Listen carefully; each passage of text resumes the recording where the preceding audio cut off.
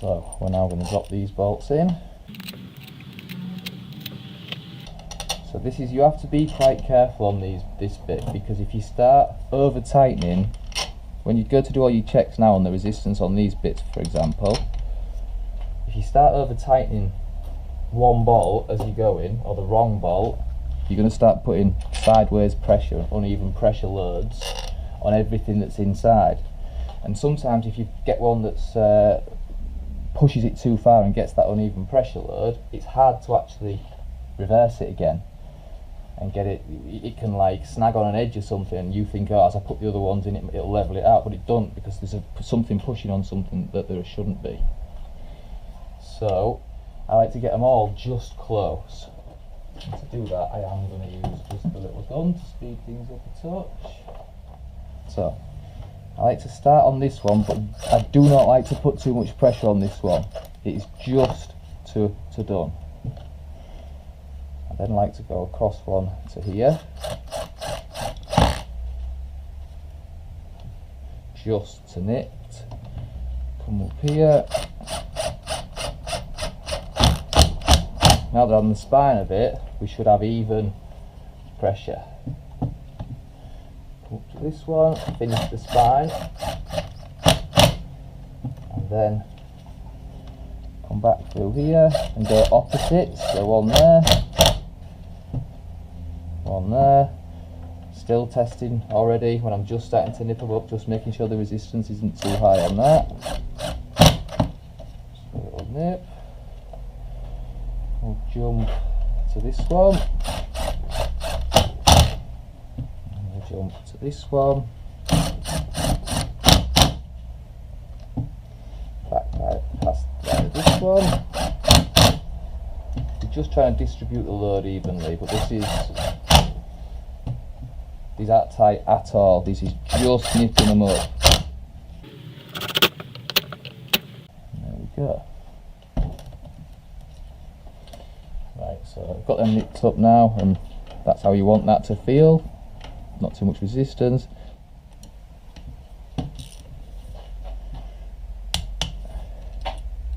And repeat the same idea.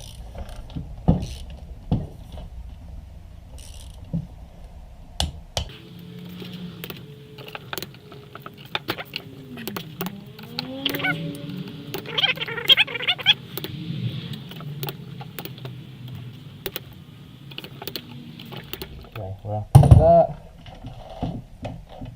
Excellent, feels good.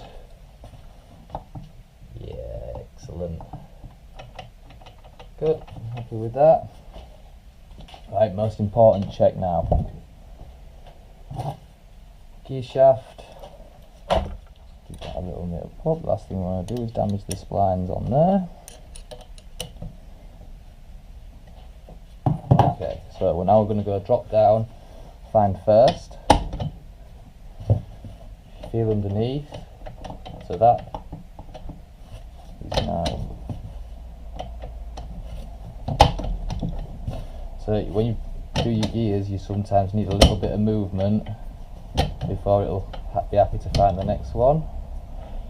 Right, that should feel, yeah, so that's first gear. We've now come as low as we can go, there's nothing below there, we've got first gear, so that's good. Little step up. Have I gone too far? No, that's neutral.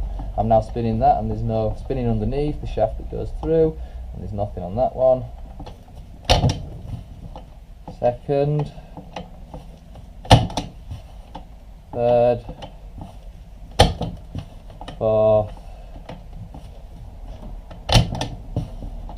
Fifth and sixth, and nothing beyond that. That's good. Excellent. Sixth, fifth, fourth, third, second, neutral. There we go, just wanted a little bit of movement on the shaft, and first. Good, excellent. Can now take the selector shaft back off. Oh no, sorry, the gear lever. I'm not going to put the flywheel side in yet. We're going to flip it over and we're going to start looking at the clutch side. So now we need, so when I plugged the engine apart, everything just went in sandwich bags.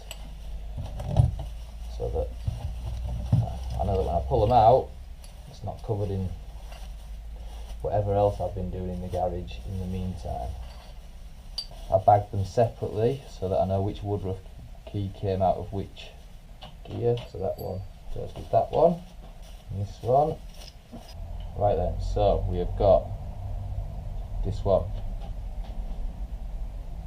2 marks on it, 2 dots. The 2 dots one goes onto this shaft. So, first thing in, a woodruff key, which just slots in there.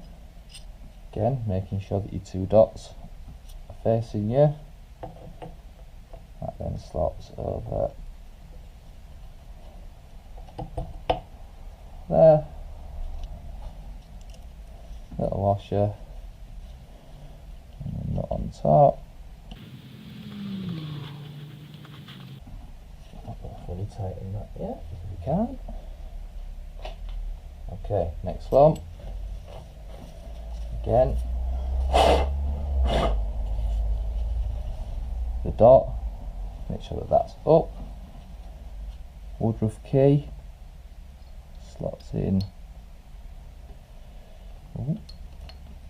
Okay, into there. So generally when they come brand new, they can I think some of them can slot in either way. Once they've been in, then they like to be in where they were. That's where they've seated and found a good position. Yeah, that's better. Right, and then you've got to make sure you rotate these until the dots, so the cog here with the 1 dot slips between the cog there with the 2 dots, like that. And it's this one, straight over the top.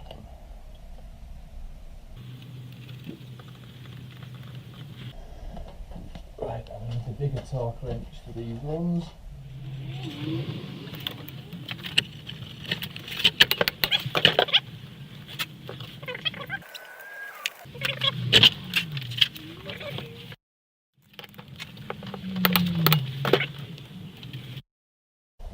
Now we want clutch bits. So I'm somewhere. So this goes spiky, spiny one. Shim over the top. And the basket. And this. So this bit goes over there and slots into that cog there. And this one goes in between there.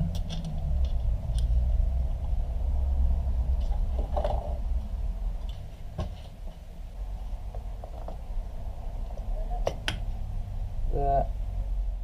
So not on that. Just the fan washer a bit.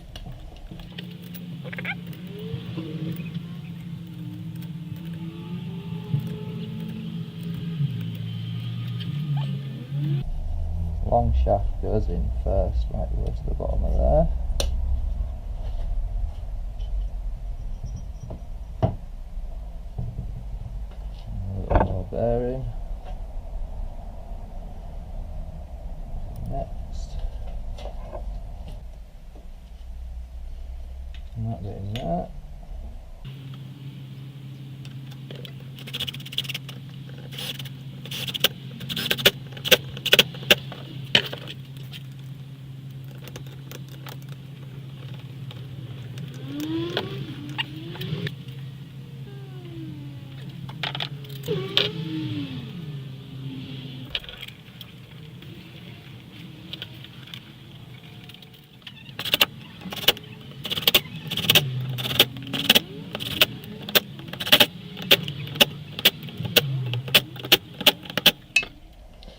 Okay, so the battery ran out on the camera.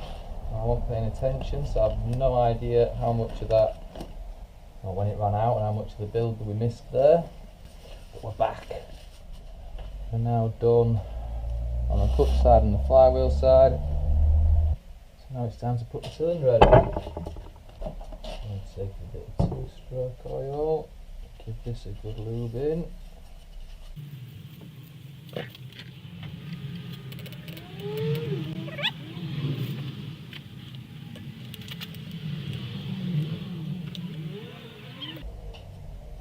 Slide that in, push it up.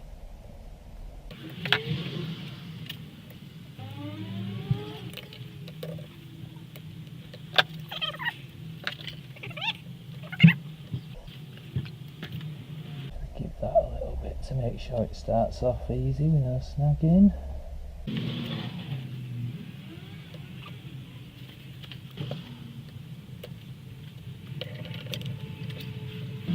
Low resistance, just want it to slide on nicely.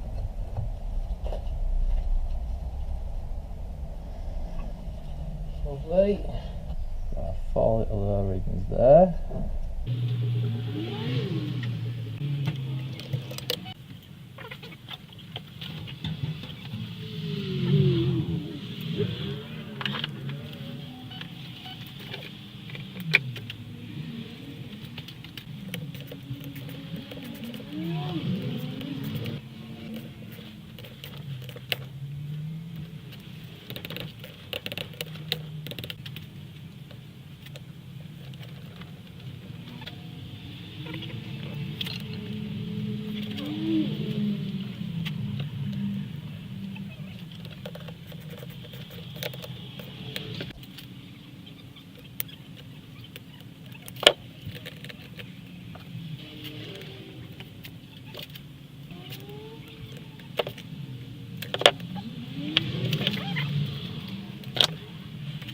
I think we're ready to go in. Right, so we've now got the engine back in the bike. I'll be honest with you, it has already been back in bits, because when I was putting it together there was a bit that I put in and then I had to check something and I took it back out again, and then when I put it all back together I didn't put it back in. So luckily the engine didn't have to come back out to do it. It did have to come to bits a little bit, but I could do it with the engine still in the bike. That was one issue, and then once I got it in I did give it a test fire, fired up lovely, but after a couple of minutes there was a little tinging noise that I didn't like. This is what you have to be careful of, so be prudent when you're putting things back together. Have a thing that you go through, and then once you fire it up, before you go out and do anything crazy and go put it through its paces in any way, or even just running it in, have a listen. Like, you soon get used to it. You'll hear something. They make, some of them make some weird noises, but you'll soon get used to to noticing when there's something that you're not comfortable with. So the second thing that happened was a little tinging noise.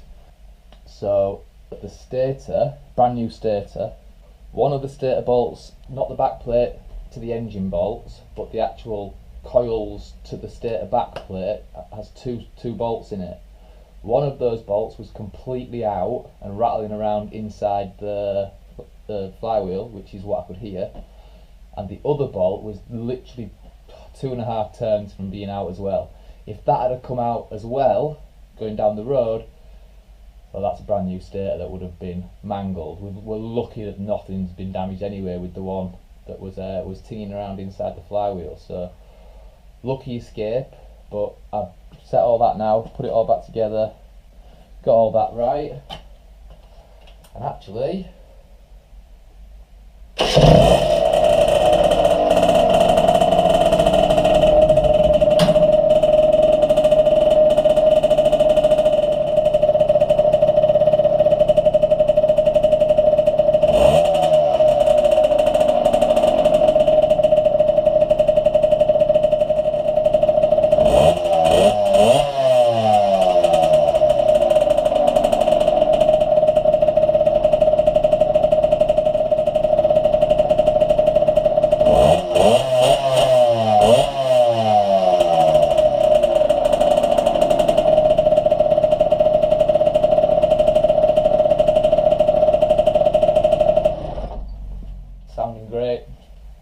flies, feels lovely, everything's tight, pulls well, pulls really well.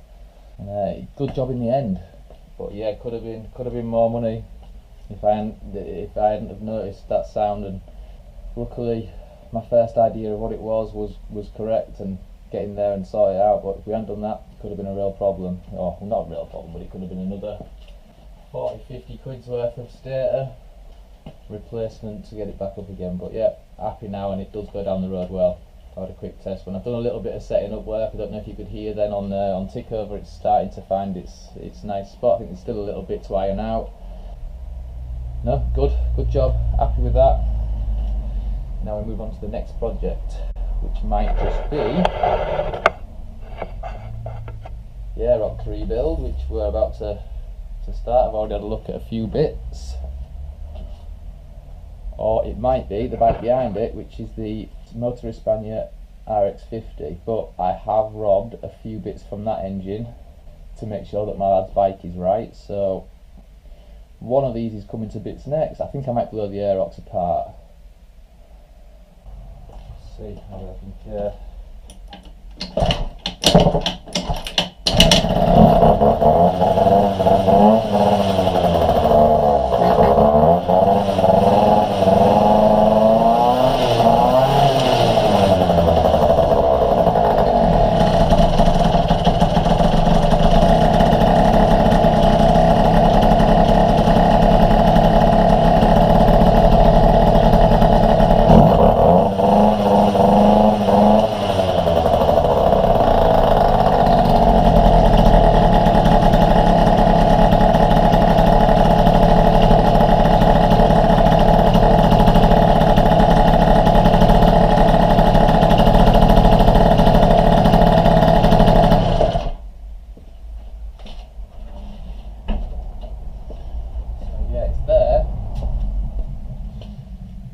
Think it wants a full strip down.